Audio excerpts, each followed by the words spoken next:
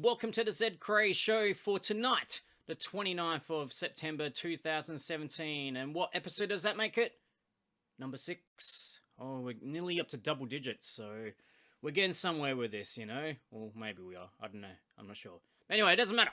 It's not about me. It's about the gaming news, about the news, wrapping them up, all the things that have happened this week in gaming now in this session. Of course, you can watch this live on Twitch every Friday night from 7 PM Australian Western Standard Time. But of course, it is also available on the vodcast on Twitch and later on YouTube as well. But the best time to watch is live because then you can somewhat interact with the show and correct me if I make any mistakes as to claims about things or ask any questions or say your opinions, as some other viewers have had their own opinions broadcasted as part of this weekly gaming wrap-up show.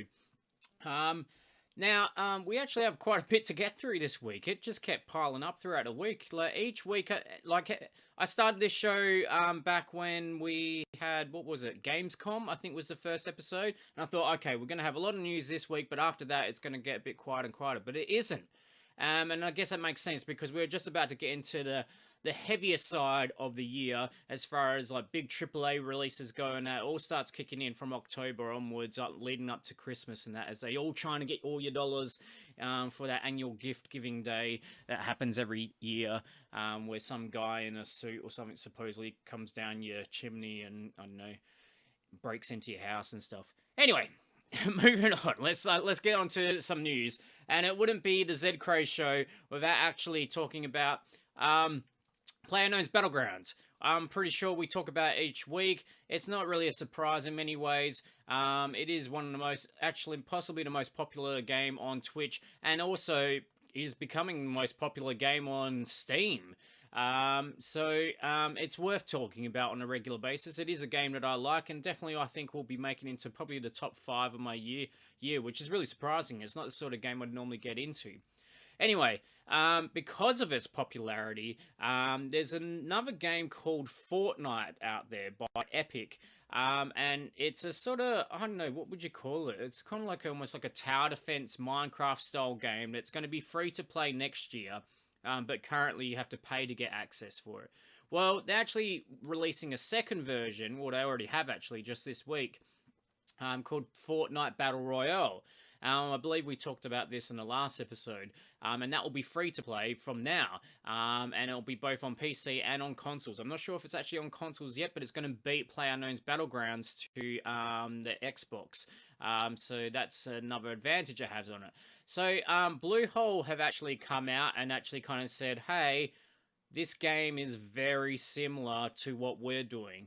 And what they've actually been quoted as saying is they're considering their options in regards to the similarities between PlayerUnknown's Battlegrounds and Fortnite Battle Royale. Now, that would suggest to someone that they're looking into their legal options as far as that goes. But the problem is, no one owns a genre of gaming. And there probably is arguments from game design perspectives that they could actually maybe argue on a legal point if they feel like they've completely been copied to the T. But there is, I haven't played Fortnite Battle Royale yet. We'll be playing it, I think, actually might be, when is it? I've got it listed on my stream plan. I'm going to be actually playing it this coming Wednesday, 4th of October. I'm going to be trying it out on the stream. So we will be trying it out soon. So if you are interested in checking it out and don't want to just play it for yourself for free, then you can watch me play it live on the ZedKraze Twitch channel this Wednesday, 4th of October. Yeah, there's probably some similarities to it, but there is still some differences. Like, I believe that there's still the building and crafting mechanics in it, and there's no vehicles in there. And the art style is completely different, obviously. If you've seen Fortnite, it's a very cartoony sort of style of graphics. So it's if they do decide to go down the legal route, they're going to be really pushing up the hill. They're going to really have to find very specific design details that are very original to PlayerUnknown's Battlegrounds and that they haven't copied off something else, to really claim any sort of almost copyright or trademark, well, not trademark, but copyright over those particular mechanics or something like that. I must admit, when I saw the Battle Royale Fortnite trailer, you just instantly got this feeling of similarity to PlayerUnknown's Battlegrounds, with them jumping out of not a plane but this sort of flying bus or something like that. And there was a lot of things that were similar, and I think Epic have kind of put themselves in trouble a little bit with actually referencing PlayerUnknown's Battlegrounds. So it's pretty obvious that maybe they might not be able to get them on some sort of copyright of game design sort of technicality, but they might be able to in the respect of having permission to kind of use PlayerUnknown's Battlegrounds to help promote their game. Where it gets really awkward, though, is that PlayerUnknown's Battleground is made on Unreal Engine 4.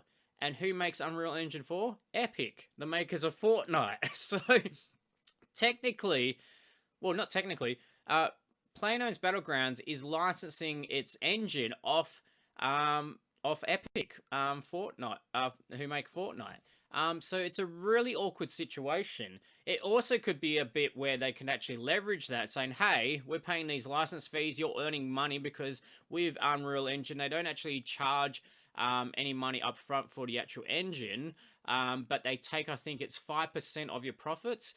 If you know that the fact that PlayerUnknown's Battlegrounds has already sold 10 million plus copies just in early access on PC alone, 5% of that is not too bad a take. I mean, that's like probably, what's that? That'd be about 500,000 copies worth of sales, which if you times that by 30, I can't do the math right now, but that's a lot of dollars. So, well, yeah, actually, what would that, is that, that'd be $15 million, like without taking out Steam's cut and all that sort of jazz. So yeah, they probably made at least $5 to $10 million off PlayerUnknown's Battlegrounds just by providing the engine for this game. And now they've gone and ripped off that same formula off them. But the thing is, there is a history with this. Arguably, PlayerUnknown, the creator of PlayerUnknown's Battlegrounds, did pop format of Battle Royale, first as a mod for DayZ, and then was as a consultant on H1Z1, and created their Battle Royale mode. So it's not like these game modes haven't been around before PlayerUnknown's Battlegrounds.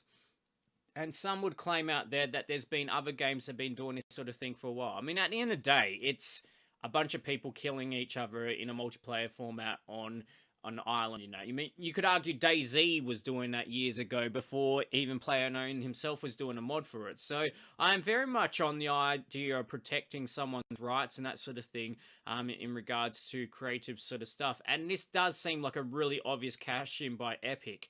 One that may very well pay off because they're trying a different format to PlayerUnknown's Battlegrounds by doing free-to-play. So anyone that doesn't have a PC currently, or soon an Xbox for PlayerUnknown's Battlegrounds, or doesn't have the money to upfront pay the $30 US cost for that, might look at Fortnite instead to get that same sort of feel of a game mode.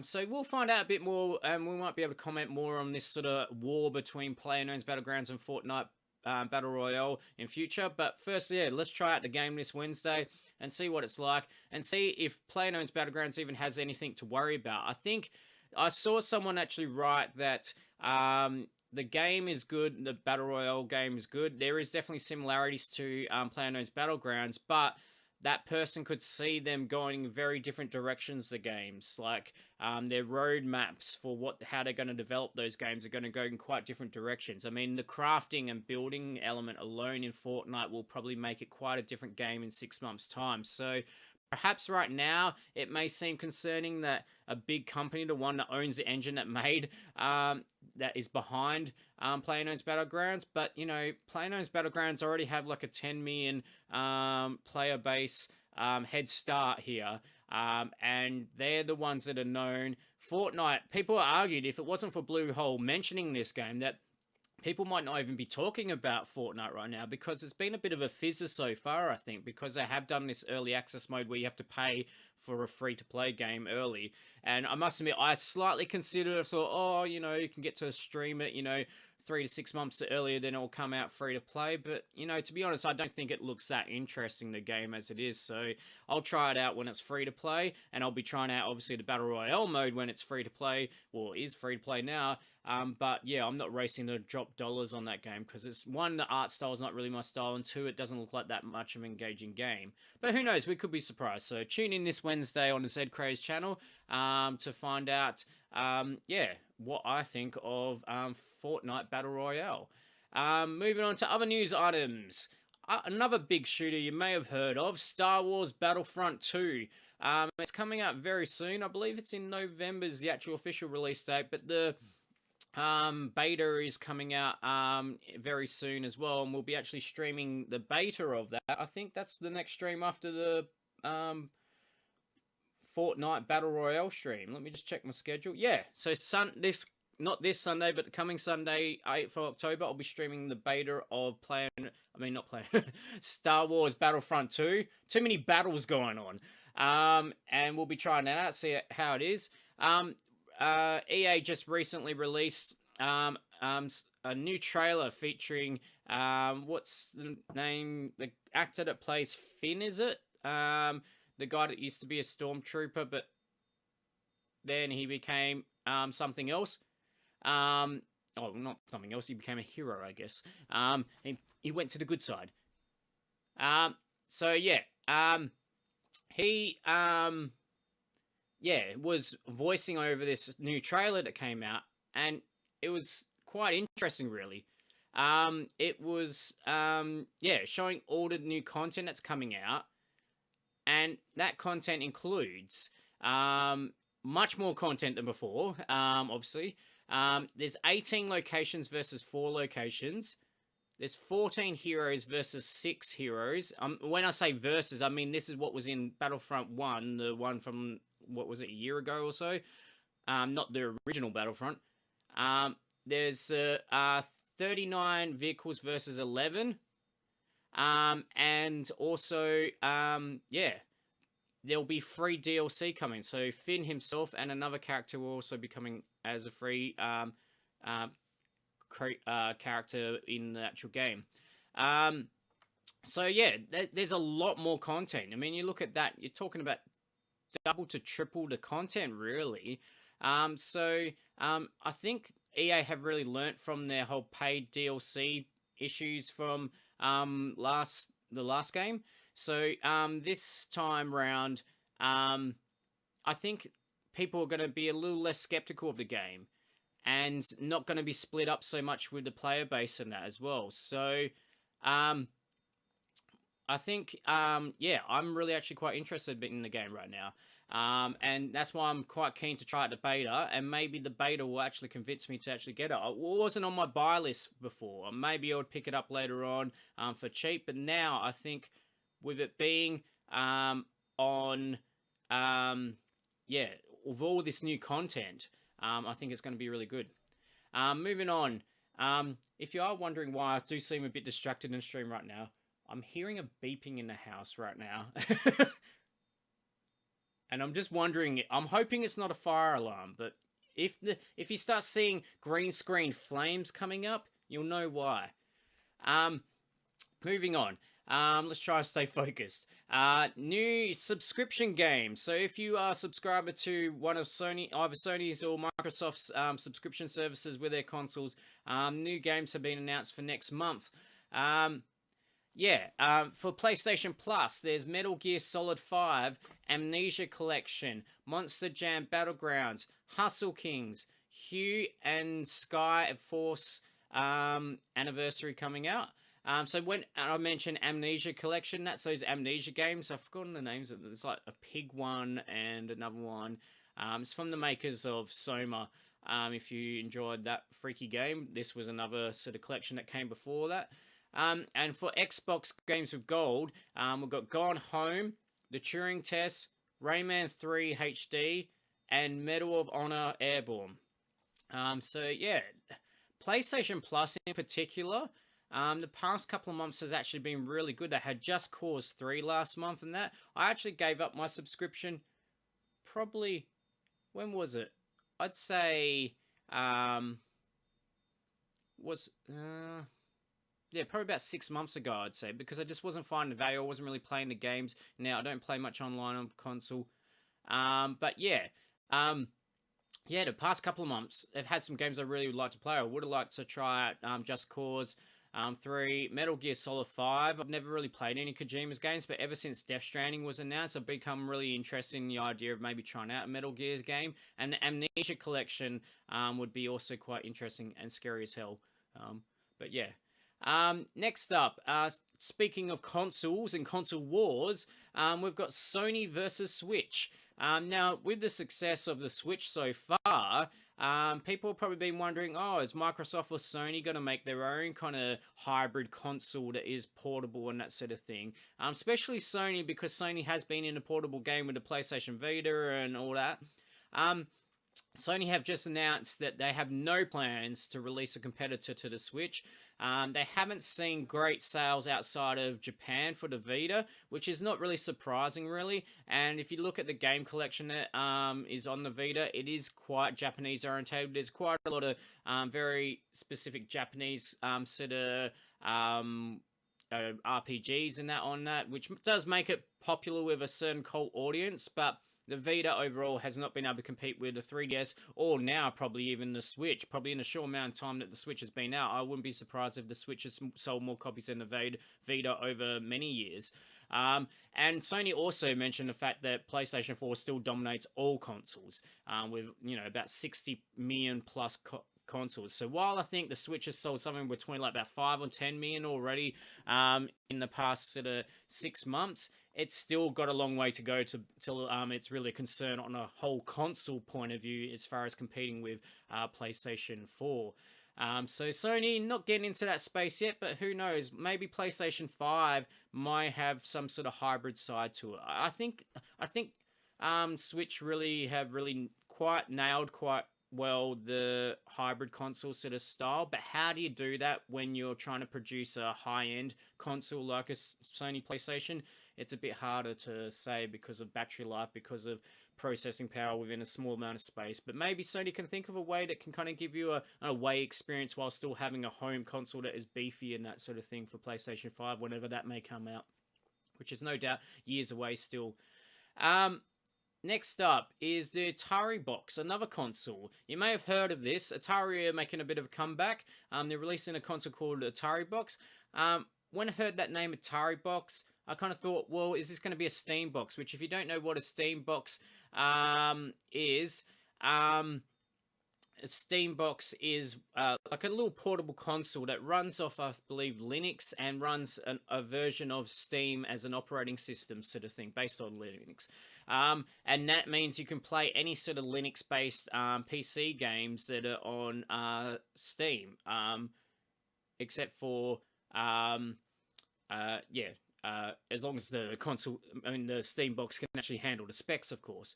Sorry, I just got a little bit distracted there because the beeping stopped. I haven't seen any fire yet, so we're surviving. It's good. I think it was just like I think it was a timer on an oven or something like that, which could also cause a fire. But anyway, back to Atari Box. We seem to be alive still, hopefully. Yeah, so anyway, some news came out for the Atari Box. It's going to be shipping US spring or Australian autumn for people like myself in 2018. It's going to be between $249 to $299 US, depending on what one you get. I believe the wood grain sort of classic style Atari Box will be the $299 model because it's got like a premium sort of wood panel, actual wood, not just like some laminate or something. I personally prefer the non-wood grain one. I'm not a 70s sort of person, so I really hate that wood grain look, actually. So I prefer the other one, which looks a bit more like the Atari 2600, what the black one they had, which people refer to as the Vader 2600. So if I was going to get one, I'd probably get that one. It looks pretty mean, that one, because it's just black and then it just has some red lights coming out. It looks really nice.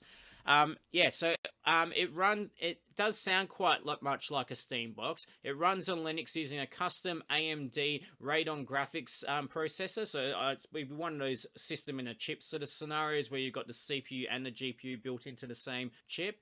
Atari is also box is also going to be a full PC experience for TV.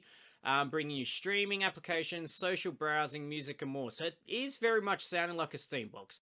But the other thing is it'll have tons of classic Atari retro games preloaded and current titles from a range of studios. It says, so on this press release it said, and current titles from a range of studios. So I don't think, I can imagine them preloading the Atari box with a bunch of Atari games, but I can't imagine them preloading it with other studios' games. So I think what they're meaning is that you can purchase other studios' games, which will no doubt be through Steam or something like that. So yeah, it sounds interesting, but man, once you convert that price over to Australian dollars, you know, if it was $2.49 Australian dollars, then yes, but $2.49 US is probably going to convert to about $3.50 over here in Australia. It's pretty pricey for a box that's probably not going to really play much past, you know, pixel art indie based games sort of thing. So yeah, I mean, if it works also as like a Steam Link sort of thing where you can stream from your PC to that, that might also give an extra benefit perhaps. But you'd have to be, I think, a real Atari fan to want to get this. It does look nice. It does look very nice, but is it enough to drop that sort of dosh on it? I don't know. Speaking of dropping dosh on classic consoles, the SNES Classic, or also known as the Super Nintendo Mini, comes out tomorrow, the 30th of September. It seems to have gone out there a little bit early for some people. Some people have been able to break street date and get a copy already, and at different times around the world will be receiving the console at different times, of course. But yeah, it's out. Now, because of the whole craziness of trying to get the NES Classic, people have thought that you have to pre-order, and yeah, that will guarantee you a SNES Classic for sure, but it seems like, at least where I am in Australia, that there will be some copies that aren't pre-orders available on the day tomorrow to pick up. So if you didn't pre-order, you might want to race down straight away first thing in the morning to your local store that would sell that sort of item, and see if you can try your luck trying to grab one if you do want to grab one. But the bigger news probably from it is that someone actually did a teardown of the SNES Classic, and they found out that it's exactly the same as the NES Classic. So it's just basically, I'm guessing, something like a Raspberry Pi running emulator software, and obviously the specs of it were already way hyped up more than what the NES Classic needed, so it was obviously enough beefiness to be able to handle playing SNES games as well. It'll be interesting to see if they do a Nintendo 64 Classic, whether they'll still use the same hardware, because that is based on 3D hardware. So that might need a bit more processing power perhaps. But still, what it does mean, and it makes a bit more sense now that the NES Classic is actually going to be coming back next year. So if you're checking out, if you're getting hyped up when it's NES Classic and go, oh, I want to get the NES Classic as well, don't buy into the hype right now and go to some eBay store or someone selling on some local buy and sell on Facebook, and pay some ridiculous amount for the NES Classic. It's coming back at, I'm guessing, retail price next year. So if you do want a NES Classic, just hold off for a while and save yourself. I mean, for the price that people were selling the NES Classic, you could get both the SNES Classic and the NES Classic. And it sounds like both won't be in short supply anymore, at least for the next 6 months. Get it tomorrow if you want to, but yeah, don't think it's the end of the world if you can't get one tomorrow, because it sounds like there's going to be a lot of stock for the SNES Classic leading up to Christmas, and it's going to continue on into next year along with the NES Classic, which will come out again next year. But what I was going to say is, because it's using the same hardware, it's easier, no doubt, for them to manufacture them now, because now they can manufacture the same hardware and then just put a different shell on it and connect different cables and mean, well, not to connect different cables, put different controllers into the boxes and that sort of thing. So yeah, I had been considering trying to pick one up tomorrow, and I was going to maybe stream some games. I still don't know if I've got my capture card working, so it might have been without sound. But the thing is, as you may have noticed here, I've got the original boy. I've got the original Super Nintendo. Do I really need the SNES Classic? Well, the value of, in cartridge form even, let alone boxed version, of the games that come with a SNES Classic are worth way more than what it would cost to buy the SNES Classic. So it is very good value in that respect. But as me, as a retro console collector, I've just been wondering, well, maybe it's not worth me getting, because also the thing is, it's actually started to convince me to want to get a Switch finally. Because there's quite a few games out there that I want to get. I would like to get Breath of the Wild. I'm starting to get a bit hyped on Mario Odyssey, even though I've never really been much of a Mario fan. But the thing that really pushed me over the edge today was Golf Story, a new indie game that actually comes from an Australian indie developer. I didn't realise they were an indie Australian developer. Golf Story looks like sort of Earthbound crossed with Mario Golf or something like that, and it's almost like Stardew Valley, but instead of farming, you're playing golf.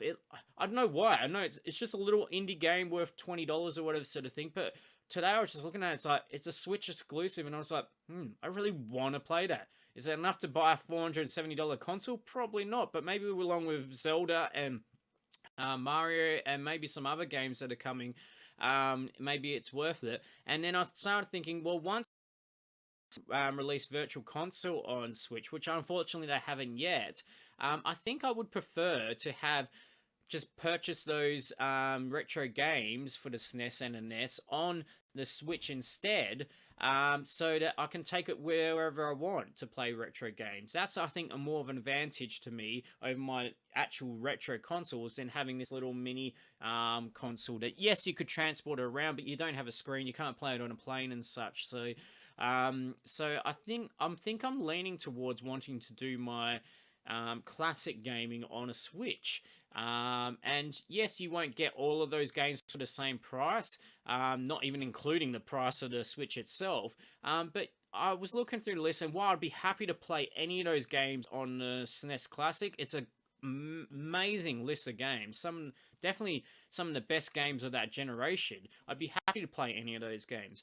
But if I was really picking, if I had to pay for each one individually, there's probably only about 5 games there I'd want to get, like Super Mario World, maybe Super Mario RPG, and a few others that are on there. Zelda, of course. Yeah, that's the main one I really want to play from the SNES era, which I still haven't played, actually. So I feel like I'd rather just buy a few of those games on the Switch when they eventually release it. They better release it. They haven't guaranteed it yet. But obviously that was a popular thing for the Wii U and Wii. So hopefully they do release that. I reckon maybe sometime next year. And then, yeah, that might be, if I haven't already been pushed over the edge to get a Switch, that might be the thing that does it for me. So as tempted as I am, especially for the price, to get a SNES Classic, I'm probably not going to do it. But I don't blame you if you do. Moving on to other Nintendo news.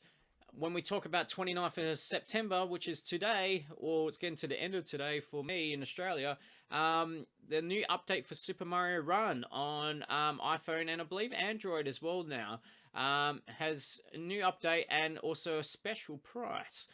So Daisy has been added as a playable character now. There's a new world called World Star featuring new 9 levels. There's also a remix mode called Remix 10, which is supposed to be, I think, maybe 10 levels from Super Mario Run and condensing them down into really short runs. So I guess that's really good if you only just have a quick little bit of time to quickly knock something out. Then I guess Remix 10 might work for you. So the update is out now, and the good thing is it's actually 50% off to do the unlock of the full game. So if you don't know, Super Mario Run isn't a premium title in respect of paying up front.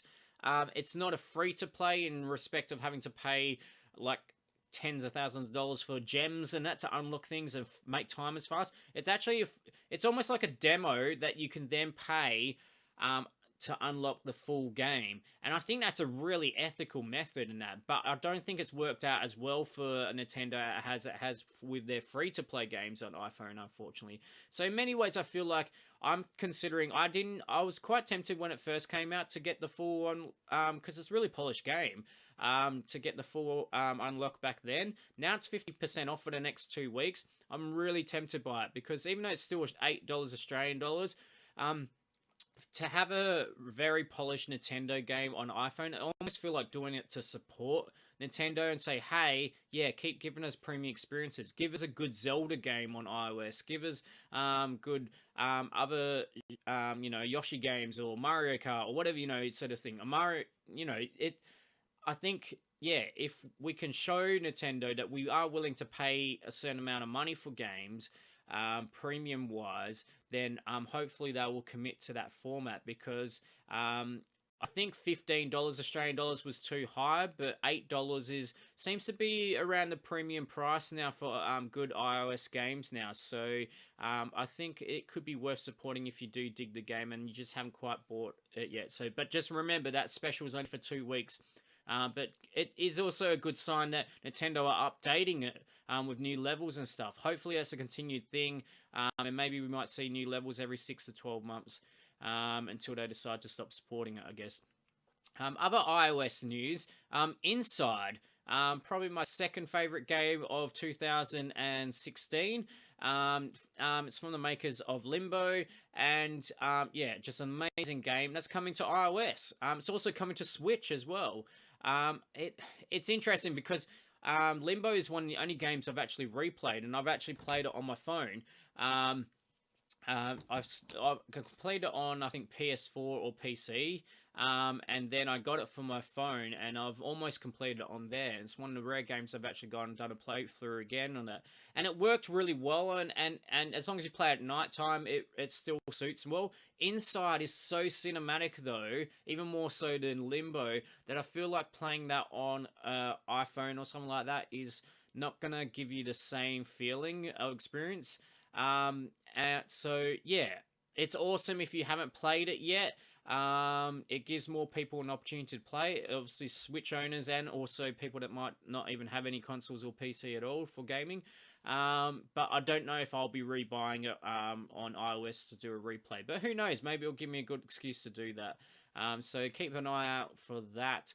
Also on iOS, another big classic artistic console game. Actually, one of the games that really push the whole artistic game, indie game sort of revolution many years ago. Flower. Flower is a game made by that game company, the makers of also Journey, possibly my favorite game of all time, and the makers of the new game that's coming exclusively to iOS for a timed exclusive called Sky. It was just announced at the Apple conference just recently. So Flower is coming out. Well, no, it's not coming out. It's out, actually. Sorry. It is out now. They just kind of came out of nowhere and said, oh, by the way, Flower's out on iOS, which is just nuts because that game company have been pretty quiet for the past 3 to 5 years, just posting like fan art of Journey and that. And then all of a sudden in this past, few weeks, they've announced their brand new game that's coming in a timed exclusive to iOS, but I'm sure will come to PS4 and Android and other formats later on. Probably Nintendo Switch would be an obvious format as well. And now they've just come out of nowhere and said, oh, by the way, Flower's available for iOS as well. I feel like it's a good testing ground for them to see what issues they might come across before they launch Sky, which Sky, I believe, is coming out before the end of this year.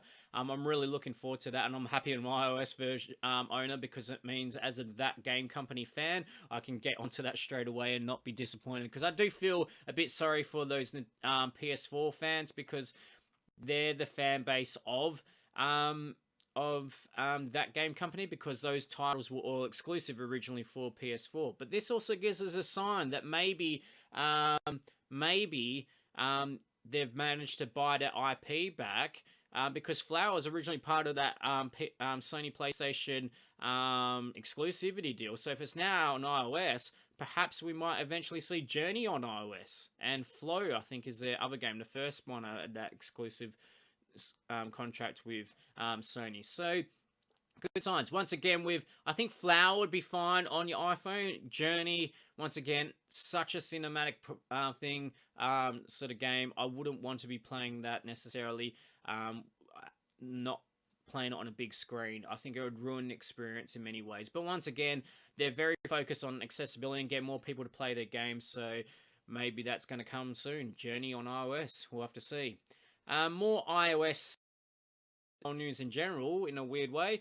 Battle.net, Blizzard's, I guess, game client, Battle.net, have had a Battle.net, well, not Battle.net, a Blizzard app on iOS before, but it was more for just, I think, sort of two-factor authentication sort of thing.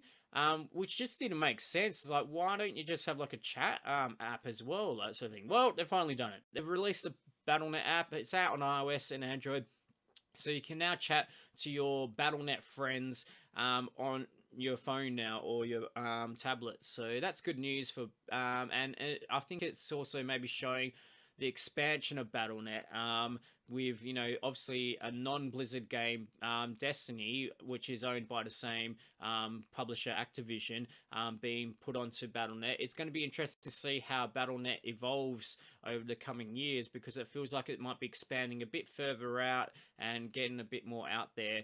I don't think it's ever going to be something that's going to try and compete with Steam as such. I think it'll be still publisher-based and that sort of thing, but yeah, they seem to be trying to expand the platform somewhat. So grab that if you are a Battle.net person. Speaking of other game clients, Steam, as we mentioned, adding a bunch of new currencies soon. And one of those currencies is finally Australian dollars. Oh man, I've always been trained to learn the conversion rate in my head for US dollars, because for all these years that I've been using Steam now, it's always been US prices. The annoying thing is, it's still been regional prices. So if you use a program, I've forgotten the name of it, there's this Steam Chrome attachment, sort of, what's it, not attachment, you know, little mod things you have in Chrome. Anyway, that shows you where the cheapest price is right now and stuff like that. And it also shows you regional prices, and you often will see that like Australian games are, games sold on Steam in Australia are often more expensive than other places around the world, including the US. So even though we're paying US dollars, then we have to convert that and pay any conversion fees and that sort of thing as well. We're also sometimes paying more in the first place, and that's even more so now that GST is getting added to digital goods as well. Yeah, Australian dollars, that's going to be so good now to be able to not have to try and guess what the price is actually for a game. So if you are buying directly from Steam and not from some third-party website, or buying a retail copy that is getting redeemed on Steam, it's going to be a lot more enjoyable experience as far as knowing what you're going to pay straight up front, and no more having to pay conversion fees, hopefully. So so that's good news. I don't know when that's coming. There are other countries that are getting new currencies as well, but of course I'm very biased and worried about Australian dollars, so it's good news to hear that's finally coming. When it'll come in, we'll have to wait and see, but hopefully very soon. Skyrim. Now, Skyrim just keeps on keeping on. It's coming out on Switch in November. There's the VR version coming to PlayStation 4 VR also in November, I believe on the same day. I think it's November 17th off the top of my head. Well, that's not all for Skyrim. Skyrim is releasing, well, Bethesda, should I say, are releasing for Skyrim a new survival mode. That survival mode will be available for free for 1 week only once it comes out through the Creation Club. After that, it's going to cost money on the Creation Club to get it. Now, it's currently available on PC as a beta on Steam, and it will be coming to the special edition of PC, Xbox One, and PlayStation 4, and it will be coming out next month sometime. I didn't see anything about an exact date, but keep an eye out for that date, because if you do want that survival mode, you're going to want to pick it up for free. So you're going to want to pick it up in that first week. Hopefully there's some form of notification if you own it that you can download that for free or something like that. But maybe it might be worth getting on a sort of Bethesda sort of mailing list or something if you are a bit paranoid about trying to get that for free. So what does the survival mode do? It basically introduces hunger and weather effects. So, you're obviously going to need to keep getting food to survive. And, if it's really cold, you're going to have to find probably shelter so you don't freeze to death and things like that. So, it in many ways, I doubt it was much to add to the game sort of thing. It's interesting that they're still developing stuff for this game that is now like about 5 years old. So it feels like they are still trying to cash in and maybe give more reasons for people to buy the game. But it also feels like a ploy to try and get people interested in Creation Club. There's been a lot of controversy about this Creation Club. I don't personally get the controversy, but people are not too happy about the idea of paying for mods. So even though that means the mod developers get to earn some income off that. I feel like this is somewhat a ploy to try and get people interested in using Creation Club. So using it as a 1 week promo for free to try and get people in there to check it out. Because to be honest, it's not something I've checked out myself. So yeah, keep an eye out for that if you're a Skyrim fan. I've only played 3 hours of Skyrim myself. I've got a special edition. I might try and pick up the download of survival mode just in case I want to try it out sometime. Maybe I'll try it out on a stream sometime. Who knows? But if I'm going to play any more Skyrim, it's probably going to be the PSVR version because my PSVR has been sitting there gathering dust for about 9 months now. Ever since I finished playing Batman Arkham VR, I think it sounds like Skyrim VR is going to be quite janky, but the idea of putting myself into a world like that sounds awesome, even if I'm not much of a Skyrim fan. And I think if there's anything that's going to ever get me to play Skyrim, it's probably going to be playing it in VR sort of thing. I wish it was Fallout VR that you could get on PSVR, but unfortunately that's only coming to PC so far, though there is a chance it could come to other platforms later on. So fingers crossed for that because Fallout 4 is my jam. And finally, for tonight's show of episode 6 of the ZedKraze show, possibly one of the biggest, if not the biggest news of the week, Rockstar released a new trailer for Red Dead Redemption 2. Now, if you tuned into our show last week, I did mention that Sony showed a very quick teaser sort of trailer of Red Dead Redemption 2 that had a couple of extra shots that we hadn't seen before as part of the Tokyo Game Show press conference. But this was a full proper trailer, 1.5 minute long sort of thing with a bit of story in that. So it is now obvious now that the game is a prequel. It's based before Red Dead Redemption 1, which is a bit confusing then that they've called it Red Dead Redemption 2. You would think that they would actually call it Red Dead Redemption, I don't know, the prequel or something, come up with some inventive name that would make it sound like it's not a sequel. But for whatever reason, they've decided to call it that. It's weird because also Red Dead series has had a thing with their naming conventions where they actually call it Red Dead, and the first game was called Revolver off the top of my head, and then the next game was called Red Dead Redemption.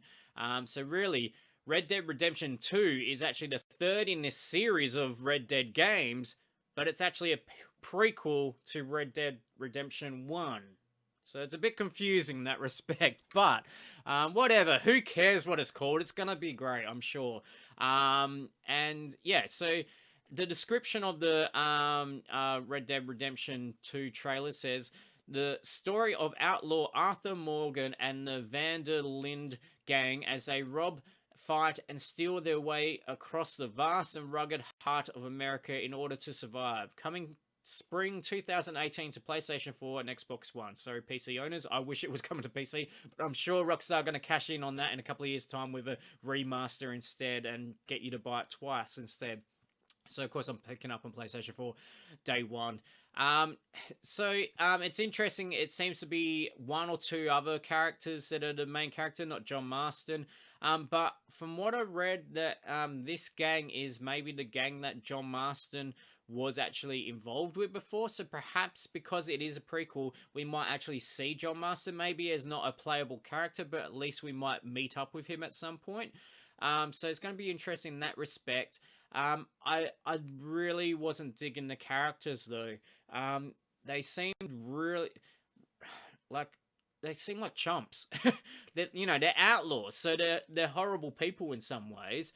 They're not like John Marston, who is this kind of more wholesome sort of dude. These guys are, like criminals, sort of thing. And it made me really think about, like, we there's probably some people that want to play the villain and that sort of thing, but I think in general most people don't. They want to be the hero, even if that hero has some flaws. They want to see some redeeming features about that character. I wasn't seeing that about these characters really, which is a bit concerning. I kind of looked at these characters and kind of like, do I actually want to really play as these characters? They seem like they're just being horrible people, basically, sort of thing. So, but I'm sure there's a deep story behind it all, and you'll see maybe there is another side to these characters and that. But it was interesting take. Maybe they're purposely trying to get a bit more Grand Theft Auto on it, and go more to villain side of things with that. Or maybe, who knows, maybe John Marston becomes a playable character later on in the game, and then you get to choose which path you go, more down the darker side or the lighter side with John Marston. I guess it could have a three character system or something like that, much like GTA 5. Who knows? It overall, it had the classic Rockstar detail. I'm sure it's going to be a massive world, and yeah, tons to do in that. But I must admit, some elements it was like looking really nice. Other bits looked a bit, not budget necessarily, but a little bit dated graphics wise. I think it might be, maybe the textures and that are a little bit lower res to compensate for the fact that the game will be freaking huge. So, often with big open world games, because you've got so much data involved, you have to kind of down res things a bit more than something that's a bit more focused and smaller overall that can really pump everything into it, sort of thing. But there's a few moments where I just saw some things and was like, oh, yeah, I don't know. We'll have to see. I mean, keep in mind, this is on PlayStation 4 and Xbox One, but I imagine what we saw in the trailer was either the PlayStation 4 Pro or more likely the Xbox One X running possibly at 4K. So, but just because it's running at 4K resolution doesn't mean it could be 4K resolution, but running at the equivalent of maybe medium graphics settings if it was on PC and that. So yeah, don't see that as too much of a criticism, because I will be getting it day one. It will be an amazing game, but it was something that did take me back a bit, both the characters and also the graphics in some points. But high fidelity isn't necessarily everything, but a well-developed world is amazing. And if you've watched any of my GTA Online streams, and actually just posted a clip today on my channel from my last GTA Online stream where I got hit by a plane, which was really cool. So check that out on my Twitch channel if you are interested in checking it out. It's only a minute long, but it's pretty funny. Still to this day, after all these years, I'm still finding new details in GTA Online and GTA 5. And yeah, it's just a level of detail. It's all these extra animations and stuff and behaviors of the AI and the characters and that sort of thing that make Rockstar games really special, and their world building so much more special and not robotic or cardboard cutouts or anything like that. So, even if it doesn't end up being the best looking game of all time, it doesn't really matter, because it's more about the world, the characters and the storyline and the freedom to do whatever you want to an extent. And it's going to be interesting to see how they approach the online mode in Red Dead Redemption 2, because it sounds like, I'm guessing, that they're going to take some hints from GTA Online, and I wouldn't be surprised if we're going to be basically seeing GTA Online Wild West Edition, where you have this open world and there's, 30 plus players in one server all going around being crazy cowboys and stuff. So yeah, that's going to be an interesting addition to Red Dead Redemption, because I believe the previous one was more something like the Uncharted style of multiplayer, I think, but don't quote me on, because I've never really played the multiplayer. I think it's more like, you played modes sort of thing. Well, I think Red Dead Redemption 2's online mode will be more like GTA Online, where it's like a free for all playground with things to do, like different modes in that, like different objectives in that, but you can just hang out, as well, possibly. So we'll have to see. It's not too far away now. Of course, it did get delayed. It was supposed to originally come out probably around November this year, but they did delay it for 6 months, so it's coming out, Yeah, only about, yeah, we're talking maybe 6 months from now, so not too much longer to go, and no doubt a contender for Game of the Year for 2018. Anyway, so that's about it for tonight's show, for the ZedKraze show. I hope you enjoyed it. As I mentioned, next Wednesday I'll be streaming Fortnite Battle Royale. Next Sunday I'll be Saturday, October 8th. I'll be streaming the beta of Star Wars Battlefront 2. But this Sunday is a massively long-awaited indie game I've been waiting for a long time, Cuphead.